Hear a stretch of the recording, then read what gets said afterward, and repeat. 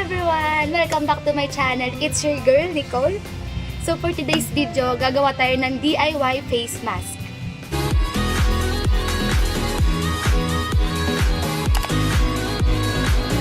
So ang mga kailangan lang natin ay syempre itlog. Magkano ba yun? 5 to 7 pesos lang yon. At yung nalagyan, tissue, at saka kutsara. So ito sila. Itlog, lalagyan, tsaka kutsara, at tissue. So guys, medyo bumaba lang ako ng pwesto para makita nyo itong ginagawa ko dito. Ayan siya. So paghihiwalayin lang natin yung egg yolk sa egg white. Egg white ang kukunin natin. Siyempre babasagin muna natin. Diba? Babasagin natin din ang pagbasag niya sa'yo.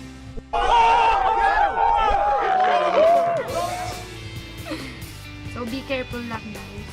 Guys, yung egg white lang ha.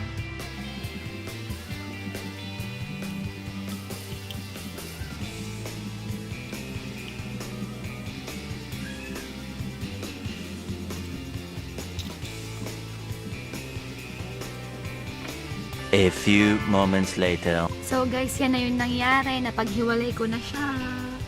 Ayan po ang gagamitin natin for the face mask. At ito naman, yan, yung yellow na yan. Pwede natin lutuin or kainin. Pwede nating iulam yan.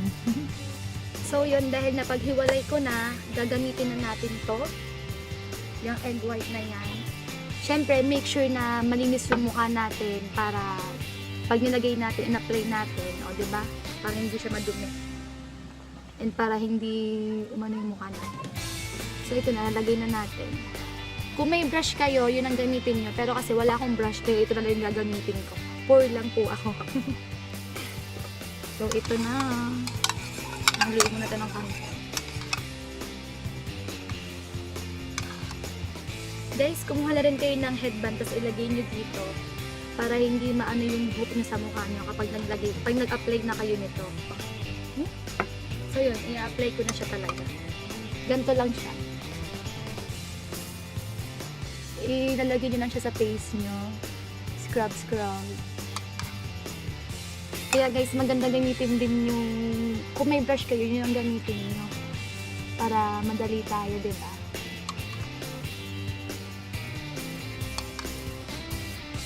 Hindi siya nakukuha, ano ba?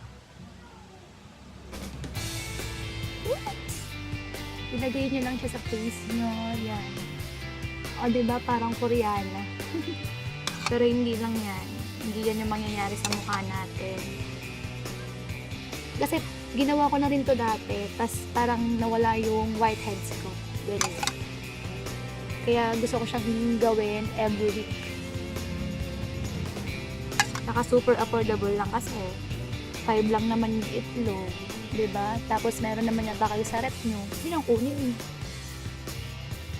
So kapag nalagyan nyo na lahat ng mukha nyo, tingnan natin kung nakalagyan yan.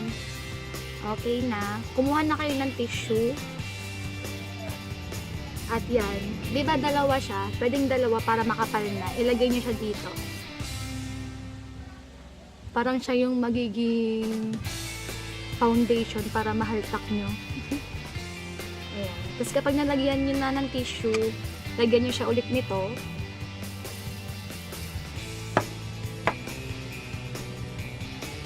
Ayan.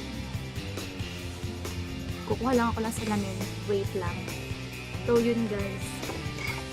Medyo nalalasahan ko na yung itlog. Dahil walang salamin.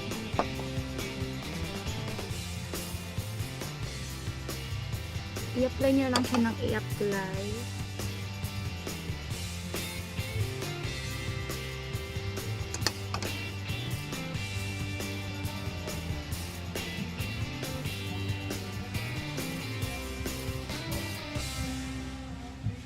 So yun, kapag tapos ka naman sa isa, dito ka naman sa isang pisngi mo.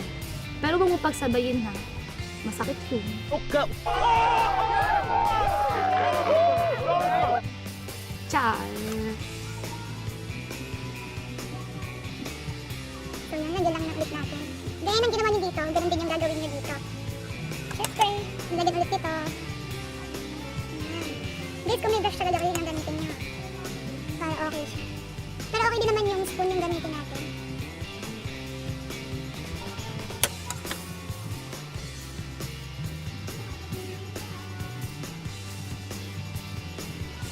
So may birthday niya pa sa kapitbahay namin kaya may video ako. So yun, kapag tapos na, dito kami sa noo. Ito tayong tissue. Apply.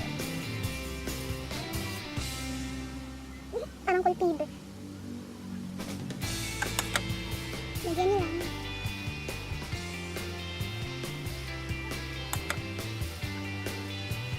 Lagyan niyo lang siya ng dyan. Dyan. Tumulo siya para siyang sipon. Saka syempre yung ilong natin. Dahil chrome din yan. Sa mga white head. Lagyan din natin. Kung gusto niyo lagyan din dito sa mga ganito nyo, lagyan niyo. Pero kasi ako parang ayoko na lagyan. Parang okay na ako dito. Okay na ako sa part.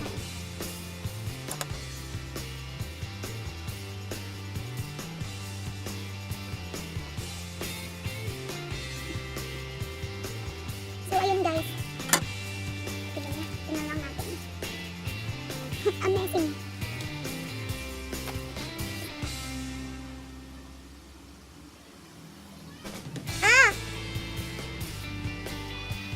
A few moments later. So yun guys, kapag satisfied na kayo dyan sa ginawa nyong yan, hintayin nyo na lang siyang tumuyo.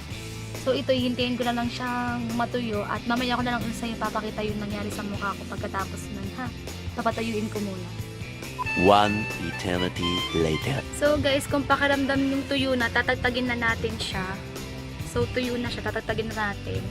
Mag-i-start kayo lagi dito sa part na to kasi dito yung may parang hugutan, diba? Tatagtagin na natin siya. Yan, so makikita nyo, parang malagkit pa siya. Pero kapag nagilamos tayo, maganda na.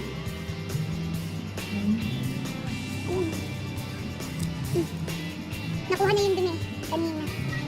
Nandito ako nagmamas. Hindi pa siya tuyo, pero natagid ko na. Make sure guys na tuyo na siya bago nyo tagtagin para maganda yung kalalabasan. Hindi ko magalaw kanina yung bibig ko. So basta tatagin na lang yan. Pati ito, tatagin na natin. Oh, clear. Di ba mabuti? Dito lang sa part na to, hindi pa kasi tuyo. Pero tatagin ko na siya guys. Basta make sure na tuyo bago nyo siya tatagin.